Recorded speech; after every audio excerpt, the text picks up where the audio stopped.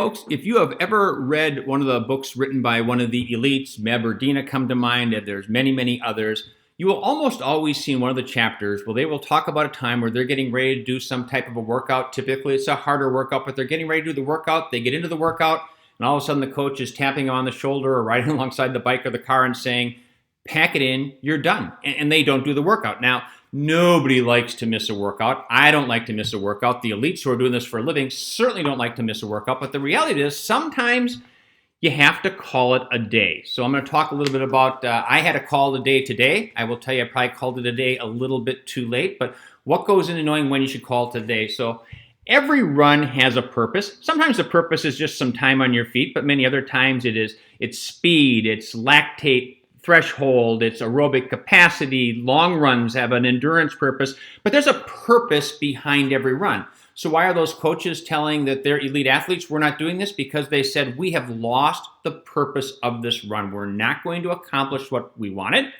In fact, all we're doing now is beating your body up. I don't want to beat you up because that is never the goal of the run. So we're going to quit. We're just going to come after this another day. So here's what I had going on today. My workout called for 6 by 800 meters at 3:20 to 3:15 with a 400 meter jog in about 3 minutes afterwards.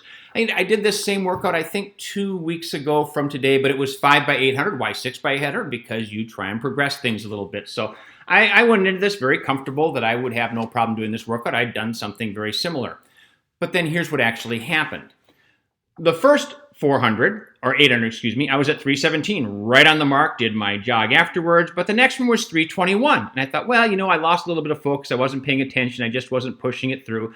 But I'm going to do a walk jog this time for 3 minutes to make sure I give myself a little bit better recovery. After all, it's almost 80 degrees. It's 95% humidity. But then the next one was 322. So I said, well, okay, I'm just going to do walking recovery for the 3 minutes this time, really get myself, hydrated again and get ready to go. And then it was 325. So really, even before that fourth one, I'd already determined I'm not doing 6 by 800 a day. It's not there. It's not happening. Now, a little bit of backstory. Why wasn't that happening? I had something called Tour de Pain on Friday and Saturday, which was a 4-mile race on the beach Friday night, a 5K Saturday morning, and a 1-mile race on Saturday afternoon. So 3 races in 24 hours. Both I and my coach believed that I would be recovered enough by today in order to do that workout. Clearly, that wasn't the case. I probably should have just quit after the 4 by 800. As I said, I was just beating myself up and an under-recovered body, but instead I said, well, maybe I can do 400s instead of 800s. It's not quite the same workout, but you still get some benefit from doing that. And they kind of followed the same path. The first one was in 138. I did the walk jog for 90 seconds, but then I went to 140, walk jog again, then I went to 142, and that's when I finally said, yep, done, not doing any more of these. I'm just going to cool down and really call it a day. But as I said before, I probably should have quit after 400 or 4 by 800 meters. As I said earlier, why?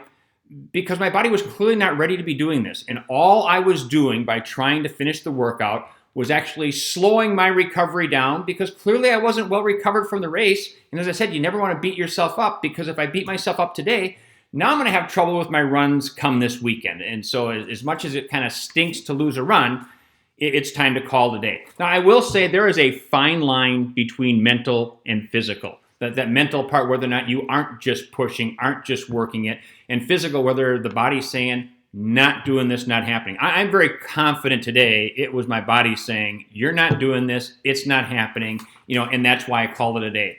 So for you, when you're out running, hopefully you never miss a workout, but if you've lost the purpose of the run and you're just beating up your body, then the best decision is to call it a day.